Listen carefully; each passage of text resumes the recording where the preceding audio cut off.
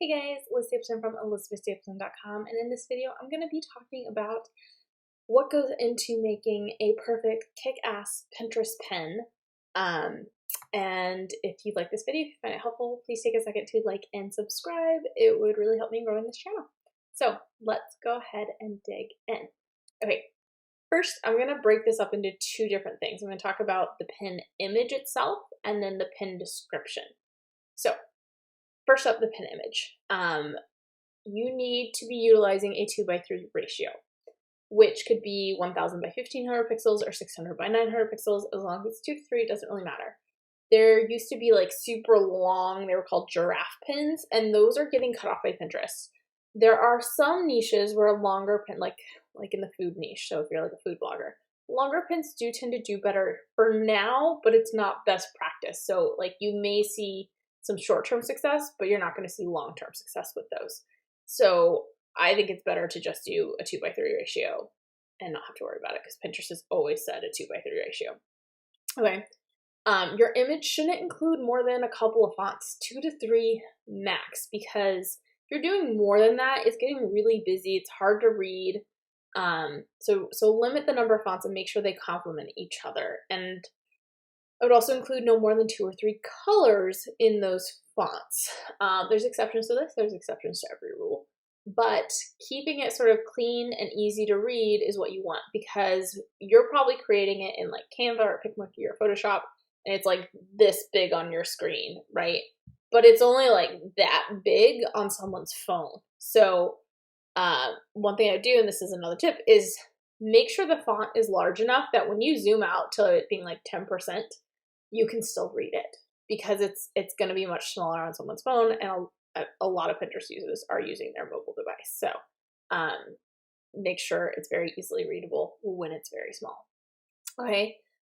Again, exceptions to every rule, but brighter, warmer color tones tend to do better on Pinterest. So like blue is like a cooler tone. That doesn't mean blue can't work on Pinterest. It's just as a general rule. But bright colors, pinks, reds, oranges, yellows, white, just bright and light, tend to do really well. Generally speaking, graphics, so stock photos or photos, whatever you're using, that do not have faces showing tend to do better. So you don't want to have like someone's face there, because you want that, because people go to Pinterest for inspiration, and so they want to kind of envision themselves doing the thing, so they don't want to see someone else's face. Okay. It should include your brand logo. So there's some divide in like whether all your pins should be like the same style, so it's a recognizable brand, or if it should just, be what works best for Pinterest. I think a bit of both. I don't see why you can't do both. Because you can absolutely create multiple pins for each post, and you probably should. So you could do one that's like the same style for everything, for every single post, and then you could do a pin that's different.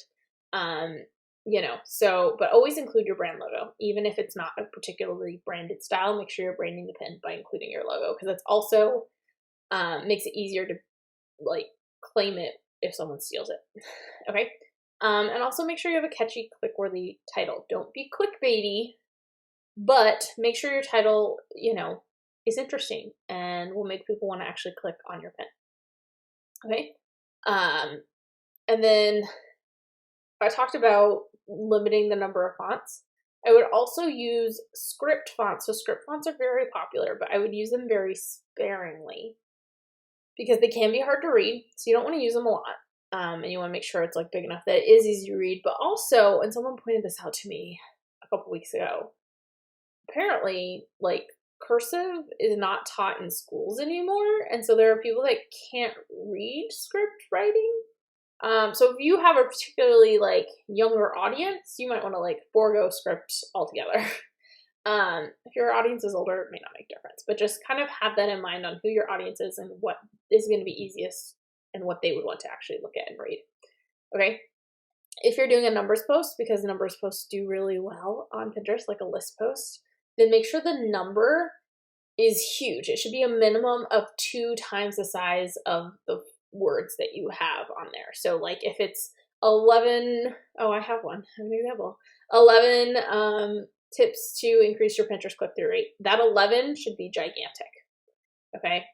And then my last tip for like the perfect Pinterest pin image is to have the words, the phrasing that you're doing, the title, utilize the spacing of the photo or graphic.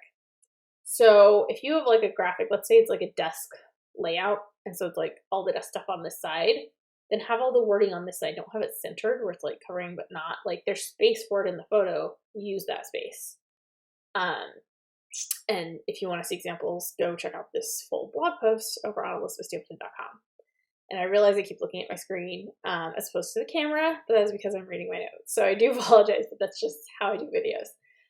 Okay, moving on to the description and how to write a kick-ass Pinterest description. First, you want to incorporate keywords in a human-friendly way. So write in sentences, but sentences that utilize your keywords. Make sure it has a call to action at the end. So it's like, hey, go click this. There's two different styles to writing descriptions, and which one's gonna work best is different for everyone. So I would test them. I would for a month or so do one pin with one type of description, one with the other. And so the two types are writing it as a fan or writing it as informational. So writing it as informational will be in this post, learn the 7 steps to starting your own dog walking business. We walk you through step by step, have your dog walking business up and running in a week. Check out the post. That would be an informational description. A written as a fan description would be oh, I love dogs. I've always wanted to make money walking dogs and caring for them, but I had no idea how to start. And then I found this post. It's super awesome. It walked me through step by step how to set up my dog walking and dog sitting business. Who knew I can make $1,000 a month? This is awesome. Check out the post. Written as a fan. Fan tends to do better than informational, but not always. It depends kind of your niche. It depends on your audience. So I test it. Okay, and then also you want to make sure you're including about 5 keyword-based hashtags, because hashtags in Pinterest are different than hashtags on Instagram. You're not doing hashtag living my best life. You're doing hashtag personal finance, money tips, hashtag recipe, hashtag easy dinner ideas, hashtag SEO, whatever it is. It's a keyword basically, or keyword phrase in one hashtag. And then I would encourage you to have a description on your pin that is different from your blog post's meta description. Because if you have rich pins turned on, it's already pulling in your meta description. So your pin description is another opportunity to use different keywords to help your pin get found. And those are all the tips I have for crafting a perfect kick-ass Pinterest pin that does well.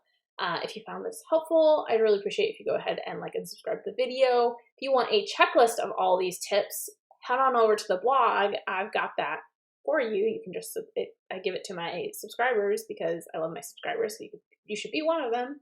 And you can get cool things like the perfect pin checklist too, along with all sorts of other awesome stuff. Head over to the blog, check out the blog post, get the checklist, and I'll talk to you next time.